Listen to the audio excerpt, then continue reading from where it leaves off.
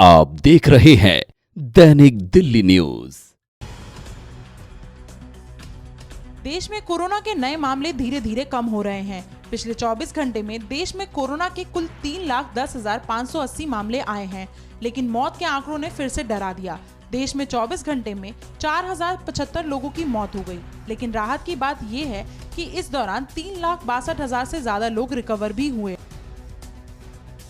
दिल्ली और यूपी में कोरोना महामारी काफी हद तक काबू में दिख रही है। पिछले 24 घंटे में दिल्ली में सिर्फ 6,430 केस आए, जबकि एक दिन में 11,592 लोग रिकवर हुए। हालांकि इस दौरान 337 लोगों की मौत भी हो गई। वहीं यूपी में भी 24 घंटे में केवल 12,530 नए मरीज आए, जबकि 28,404 रिकवर भी हो गए। मगर यूपी में भी 281 की मौत के आंकड़ों ने परेशानी को बढ़ाने का काम जरूर किया। दक्षिण और पश्चिम के राज्य इस बार कोरोना की सबसे ज्यादा मार झेल रहे हैं। कर्नाटक में 24 घंटे में 41,664 नए केस आए। वहीं महाराष्ट्र में एक दिन में 34,848 पॉजिटिव केस दर्ज हुए। केरल में 32,680 नए केस आए हैं, तो वहीं तमिलनाडु में 33,000 से ज्यादा नए केस दर्ज हुए हैं। एम्स के डायरेक्टर रणदीप गुलेरिया ने कहा है कि स्टेरॉयड का दुरुपयोग करने की जरूरत है। गुलेरिया ने कहा कि यह भी ब्लैक फंगस होने की एक वजह है। उन्होंने कहा कि कोरोना पॉजिटिव डायबिटिक लोगों के स्टेरॉयड लेने से फंगल इन्फेक्शन की आशंका बढ़ जाती है, लेकिन इन दिनों देखा गया है कि मामूली दिक्कतों में भी डॉक्टर्स कोरोना पॉजिटिव मरीजों पर स्टेरॉयड का इस्तेमाल कर रहे हैं। रणदीप गुलेरिया ने कहा कि ब्लैक फंगस चेहरे, नाक, आंख या फिर मस्तिष्क को प्रभावित कर सकता है, फेफड़ों में भी फैल सकता है और आंखों की रोशनी भी जा सकती है। गुलेरिया ने कहा कि इस इन्फेक्शन को रोकने के लिए हमें प्रोटोकॉल का पालन करना होगा। यह देखा गया है कि यह एक सेकेंडरी इन्फेक्शन है और मौत का कारण बन रहा है। ब्लैक फंगस को हरियाणा में अधिसूचित रोग घोषित कर दिया गया है। इसके तहत किसी भी सरकारी और गैर सरकारी अस्पताल में अगर ब्लैक फंगस का कोई मामला आता है तो सीएमओ को उसकी जानकारी देना अनिवार्य होगा। हरियाणा सरकार के स्वास्थ्य मंत्री अनिल विज की ओर से बकायदा इसके लिए आदेश जारी कर दिया गया है।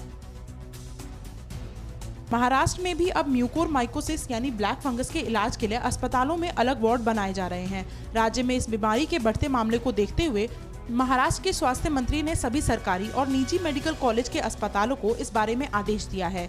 इन वार्ड्स में म्यूकोरमाइकोसिस के इलाज के लिए विशेषज्ञ डॉक्टर और नर्स की टीम को बनाने का आदेश दिया है।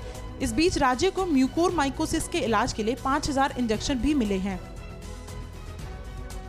संघ प्रमुख भागवत ने कहा है कि इस चुनौतीपूर्ण समय में एक दूसरे पर उंगली उठाने की जगह हमें एकजुट रहना होगा। उन्होंने कहा कि हम इस परिस्थिति का सामना कर रहे हैं क्योंकि सरकार, प्रशासन और जनता सभी कोविड की पहली लहर के बाद लापरवाह हो गए, जबकि डॉक्टरों की ओर से संकेत दिए जा रहे थे। भागवत ने कहा कि वर्तमान परिस्थितियों में तर्कहीन बयान देने से बचना चाहिए। उन्होंने कहा कि लोग जानते हैं कि यह बीमारी हमें डरा नहीं सकती, हमें जीतना है। आरएसएस प्रमुख मोहन भागवत ने कहा कि मौजूदा चुनौती से जब तक हम जीत न जाए तब तक लड़ना है। भागवत ने कहा कि ये वक्त निराश होकर बैठ जाने का नहीं, बल्कि हिम्मत के साथ लड़ने का है। आने वाले समय में महामारी की वजह से अर्थव्यवस्था के पिछड़ने की बात होगी। ऐसे में स्किल ट्रेनिंग और छोटे मोटे कारोबार हमारे काम आएंगे। देश में कोरोना के नए केस तो घट रहे हैं, लेकिन मौत के आंकड़े कम नहीं हो रहे। इसकी वजह है अभी बड़ी संख्या में एक्टिव मरीजों का होना। मौत के मामले में महाराष्ट्र की स्थिति सबसे भयावह है। प्रदेश में 24 घंटे में 960 लोगों की मौत हो गई। कर्नाटक में भी 349 लोगों की जान एक दिन में गई है। दिल्ली में 337 और तमिलनाडु में 303 जानें 24 घंटे में गई हैं। यूपी के मुख्यमंत्री योगी आदित्यनाथ ने ब्लैक फंगस पर कोविड पर बनी टीम को जरूरी दिशा निर्देश दिए हैं। सीएम ने कहा है कि कोविड संक्रमण से मुक्त कुछ लोगों में ब्लैक फंगस फैलने की जानकारी मिली है। ऐसे में इसके इलाज के लिए जरूरी गाइडलाइंस तुरंत जारी किए जाए। सीएम ने इसके लिए जरूरी दवाओं की उपलब्धता सुनिश्चित करने को भी कहा। इसके लिए राज्य के सभी मेडिकल कॉलेजों के चिकित्सकों, सीएमओ और दूसरे मेडिकल स्टाफ को जल्द से जल्द प्रशिक्षण दिया जाएगा। यूपी के सीएम योगी आदित्यनाथ आज मेरठ, गाजियाबाद और नोएडा का दौरा करेंगे। राज्य में कोरोना संकट से निपटने के कामों पर मुख्यमंत्री लगातार खुद नजर रख रहे हैं। योगी रविवार सुबह 8 बजे लखनऊ से रवाना होंगे। उनका पहला कार्यक्रम सुबह 10:30 बजे नोएडा में होगा। इसके बाद वह मेरठ जाएंगे और फिर शाम 5 बजे के बाद गाजियाबाद जाएंगे। देश में इस वक्त 11 राज्य ऐसे हैं जहां कोरोना के सक्रिय मामलों की संख्या 1 लाख से ज्यादा है। वहीं 8 राज्यों में 50,000 से 1 लाख के बीच एक्टिव केस है। 17 राज्यों में 50,000 से कम सक्रिय मामले हैं। महाराष्ट्र, उत्तर प्रदेश, गुजरात और छत्तीसगढ़ ऐसे राज्य हैं जहां नए केस और सक्रिय मामलों में कमी दर्ज की जा रही है। स्वास्थ्य विभाग के संयुक्त सचिव लव अग्रवाल ने कहा है कि तमिलनाडु चिंता का विषय बन गया है। स्वास्थ्य मंत्रालय ने कहा कि कंटेनमेंट जोन बनाने के प्रयासों का असर दिखने लगा है। देश में पिछले साल पॉजिटिविटी रेट 21.9% थी, जो घटकर 19.8% पर आ गई है। दिल्ली, छत्तीसगढ़, दमन, दीव, हरियाणा और मध्य प्रदेश में खास तौर से पॉजिटिविटी रेट में बड़ी गिरावट दर्ज की गई है।